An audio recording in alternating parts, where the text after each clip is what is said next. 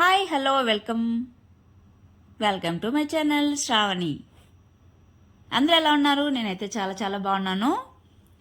అబ్బా, ఇవాళైతే వెదర్ కూల్గా ఉందండి. నేనైతే వేడివేడిగా పకోడీలు అయితే చేశాను. పకోడీలు ఏముందిలేండి, ఆనియన్తోనే కదా, అందరికీ తెలిసిన విషయమే, మరి మీరు చెప్పాలా అని అనుకోకండి. ఇదైతే ఆనియన్ ప్లస్ పొటాటోతో చేశాను. సూపర్ క్రిస్పీగా ఉన్నాయండి. మీరైతే నమ్మరు, నిజంగా అసలైతే టేస్ట్ వేరే లెవెల్లో ఉంది. తప్పకుండా అయితే ట్రై చేయండి.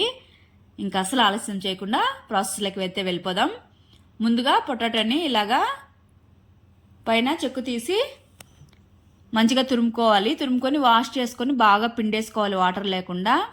తర్వాత ఆనియన్స్, అలానే కొత్తిమీర, కొద్దిగా సాల్ట్, పసుపు, తర్వాత కొద్దిగా కారం. నేనైతే ఎక్కువ వేయట్లేదండి, పిల్లల కోసం చేస్తున్నాను. తర్వాత కొద్దిగా సోడా వేసుకోవాలి. అలానే కొద్దిగా జీలకర్ర వేసుకొని మొత్తం బాగా ప్రెస్ చేసుకుంటూ బాగా మిక్స్ చేసేసుకోవాలి.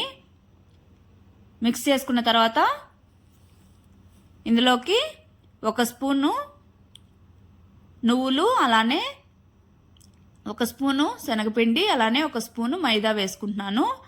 వేసుకొని వాటర్ అయితే ఏమీ యాడ్ చేయాల్సిన అవసరం లేదండి, ఇదే సరిపోతుంది.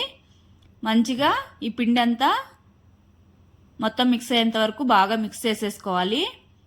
నేను ఆల్రెడీ ఆయిల్ హీట్ చేసుకున్నానండి. ఇలాగా కొద్దిగా పకోడీలాగా వేసేసుకోవాలి. స్వీట్ షాప్లో కంటే సూపర్గా ఉందండి ఇదైతే టేస్ట్. మీరైతే ట్రై చేయండి, పిల్లలు కూడా భలే ఇష్టంగా తిన్నారు అసలు. ఇలాగా కొద్దిగా వేసేసుకొని మంటను మీడియం ఫ్లేమ్లో పెట్టుకోవాలి, లేదంటే మాడిపోతుందండి. ఎందుకంటే ఇది త్వరగానే కుక్ అయిపోతుంది. ఇలాగా మొత్తం ఫ్రై అయిన తర్వాత తీసి ప్లేట్లో పక్కన పెట్టేసుకోవాలి.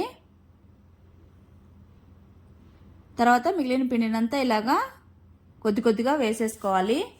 మరి లావుగా కాకుండా ఇలాగా జస్ట్ కొద్దిగా వేసుకుంటే ఆనియన్స్, ఈ పొటాటో అనేది తినేటప్పుడు మంచిగా క్రిస్పీగా క్రంచీగా ఉంటాయి. ఈ పకోడీ అయితే తప్పకుండా ట్రై చేయండి, చాలా చాలా టేస్ట్ ఉంది. ఇలాగా మొత్తం వేసేసుకొని సర్వ్ చేసేసుకోవడమే. కూల్గా ఉన్నప్పుడు వెదర్ ఇది తింటే ఉంటుందండి, అసలు సూపర్ ఉంటుంది విత్ చాయ్తో. అంతే అండి, మీరు తప్పకుండా అయితే ట్రై చేసేయండి. ట్రై చేసి ఏం చేయాలి, కామెంట్ చేసి సబ్స్క్రైబ్ చేసుకోండి.